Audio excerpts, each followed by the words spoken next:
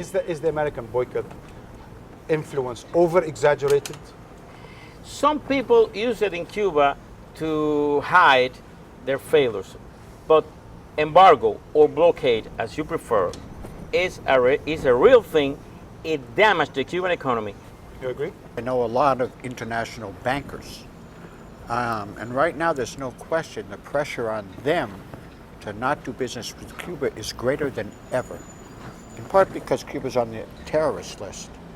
But they all say the same, it's becoming more and more difficult and the fines are getting larger and larger. Why is Cuba on the terrorist list? I have absolutely, there's no reason. Nobody really has a good answer. We all agree. I don't know anybody really who doesn't say it's a political question. But isn't Cuba still engaged in counter-American activities, North American activities in Latin America? Cuba worked for the region and it's not against the U.S., but the U.S. government, not the U.S., don't confuse people with the government of the United States. Cuba is sending doctors, no military advisors. Cuba is sending teachers, doctors, no weapons to all Latin American countries. What is that kind of thing, an action against the United States? In America, you hear a lot about, for example, the Cubans running the Venezuelan government and its struggle against the opposition. How true is that? What is the evidence of Cuban running how a protest will be confronted in Venezuela? Where is the evidence? But you are still, in so many ways, involved in coalitions with the like of Ecuador and Bolivia and Venezuela against American interests in Latin America. What has this to do with the United States? The United States has coalition with the NATO, has coalitions in the Pacific, has coalition. That's the right as legal government. What's the problem with that? I mean, what's the problem? Every Latin American and Caribbean head of state, except for two, were here in Cuba just a month ago. And it's really up to them to decide what their interests are. It's really not up to another country. Each country has a right to decide their own interests and decide who their allies are and what their positions are. If Taladrid is right and Cuba is just exporting doctors, then what is the problem with Washington? Why is Washington still have this problem? My answer to that's a very important factor, but there's historic reasons as well. No other country has ever done to the United States what Cuba did, and no other country for it or against it. Against the United States, and the fact is, in that sense, the embargoes worked, because no country in Latin America or Caribbean would ever do again what Cuba did. It's also true that it's a different time. But if you look at the revolutionary processes, if you want to call that, in Latin America now, in Bolivia, Ecuador, they're not nationalizing everything. Right. And I think it's partly because U.S. policy has changed and the world has changed, and they're not having violent revolutions. So you can't say really that the embargo has totally failed from the U.S. point of view. But let's stay with that point. If the American embargo failed, then why are we blaming America's boycott on Cuba's troubles? It seems to have succeeded because Cuba has major domestic economic problems. It's not correct to blame the American embargo for all the problems. But what is the problem with what Cuba has? A lot of problems in economy, in buildings, in society. What is the problem with that? These are Cuban problems for the Cubans, not for the United States government. Many people in the United States now feel that the policy has failed and there's a better way to get their objectives met, and they're right. But there's lots of people who still get very angry and offended by the Cubans' rhetoric and behavior, because it is somewhat in your face. A Latin American millionaire once asked me, what is the original sin? Because I don't understand. What is the original sin that provoked all this situation in the 21st century? We just heard the original sin. No? For many, many years, for many decades, Cuba has been a resistance to American Is that a sin? policy in Latin America. But my question is that a sin? For Washington it is, no? For Washington. But for example, one government has the right to reject or to accept any kind of politics of any kind of government. It's the right, no? In any part of the world. Why is a sin if Cuba accept or not accept any kind of politics? But then America has the right to boycott Cuba. Why? It's sovereign. America has the right to boycott Cuba. It's sovereign decision, no? Oh, they have the right to boycott Cuba, but because of what? Looking for what? For the overthrow of a legal government. Be careful. Is that legal? So you actually think that the boycott remains where it is and the relations are not normalized because of Washington, not because of Havana? Absolutely. Cuba is ready to talk, but talk not to unconditional surrender.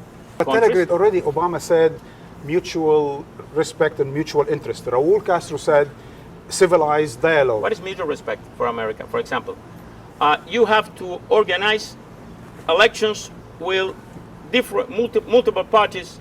No? Okay, and what about Saudi Arabia? There are no political parties, no elections, and it's an ally, not just a friend. Look, Cuba is a tiny lizard, and we have very near an enormous dragon. If you're a little lizard and you have a big dragon trying to destroy you, you can live in an ideal world if nothing is happening. And then even the Cuban political system was built and designed to protect Cuba against the big dragon.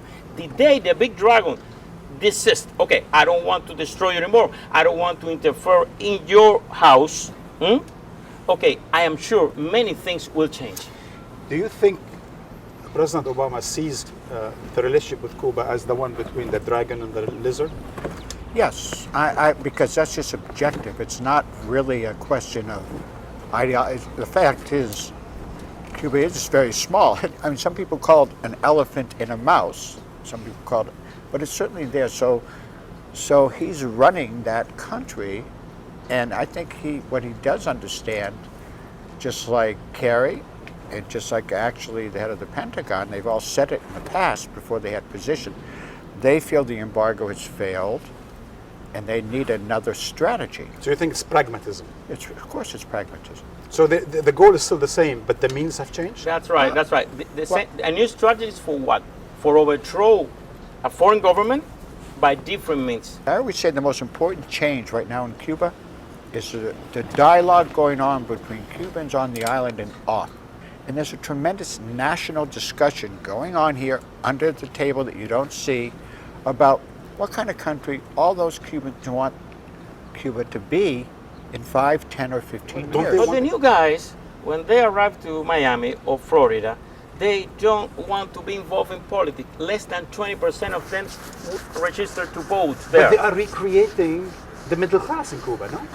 They are thinking in Cuba, in their families, sending money. They are thinking of that. They are not thinking in human rights or the Human Rights Declaration or political party. They are thinking on daily lives.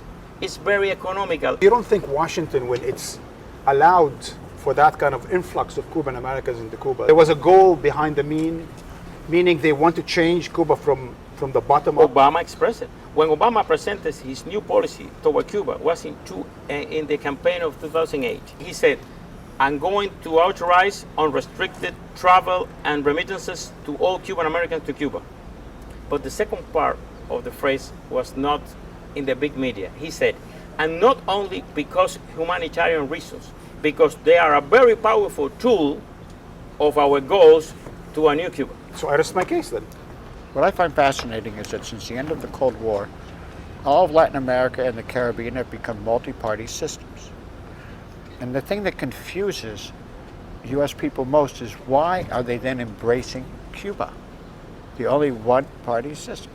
Well, the reason is a different view of history, actually, right? Because the Cubans actually were the most outspoken fighters against U.S.-backed military dictatorships. Right. You know, nobody in the region wants to copy Cuba, but they do look at it as a symbol. They look at Cuba as a symbol of a certain very bad period in history, and they want to help Cuba move on just like they have. And so that's why they welcome Cuba in versus trying to reject Cuba, while the U.S. continues to reject Cuba. So why 60% of the American people now want to lift the embargo? 60% of Hispanic Americans want to lift the embargo. A lot of Cuban Americans want to lift the embargo. President Obama's allies talk about lifting the embargo. Is it Washington or is it Havana that is pushing the brakes on normalization? No. Havana will not. It's totally false that Havana wants that the embargo will keep in place. It's not true. I want to just add one more thing that I think is very important in terms of Latin America and the Caribbean.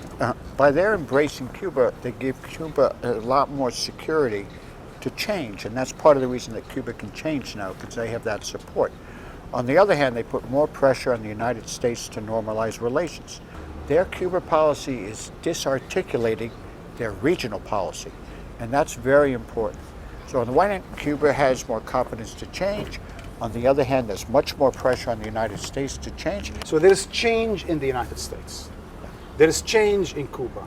Why isn't there change in Cuban-American relations? Did you think that for an internal decision of U.S. policy, it's important what the rest of the world thinks? Did you really think they are really concerned that the Latin American countries will not go to a summit without Cuba? Yes. Did you really think it's so important for them? You don't think America has become more isolated because of Cuba in South America? Absolutely. No, in all Latin America, absolutely. But my question is, how many times the U.S. government didn't care what the world thinks about anything? They just care about numbers, elections, internal politics, and they don't care. You have to remember that, yes, the U.S. is big and bad and everything else, but they have normal relations with everybody else in the Western Hemisphere. In 1962, only 2 countries had normal relations with Cuba, Mexico and Canada. The rest had joined the U.S. effort to overthrow Castro. Today, every country in the Western Hemisphere has normal relations with Cuba, except the United States. But it seems to me that then there is a good number of influential people, both in Havana and Washington, that are still stuck in the Cold War, at least the Cold War mindset. It's not Cold War mentality. It's a total lack of trust on both sides. That's what there is. And that continues to exist, both on the U.S. side and the Cuban side. And not just at the top, at all levels. You know, And that's the problem. Marc. Everybody agrees that what's going on now, theoretically, is confidence building, is how it's called. Trying to get to the point where people are confident enough with each other to have a serious discussion. I do think there's quite a bit going on in the last 6 to 9 months between the United States and Cuba. Back to your dragon and lizard, it's much easier for the dragon to trust the lizard than the lizard to trust the dragon. That's what I'm saying. Everybody. What kind of damage the lizard could inflict the dragon? You know, it's the big guy who's got to make the move, not the little guy. That's a normal, common sense. In my position. opinion, they didn't accept there is a government in Cuba, a legal government. They can't recognize that there is a legal government, a legal system in Cuba, and they didn't accept that. They only accept unconditional surrender. This is not a negotiation. A negotiation is 2 sides, negotiation in equal conditions. They didn't accept that for historical reasons, for whatever you like, but they didn't accept that. Gentlemen, thank you for joining pleasure. me. Pleasure. Very interesting. Thank you.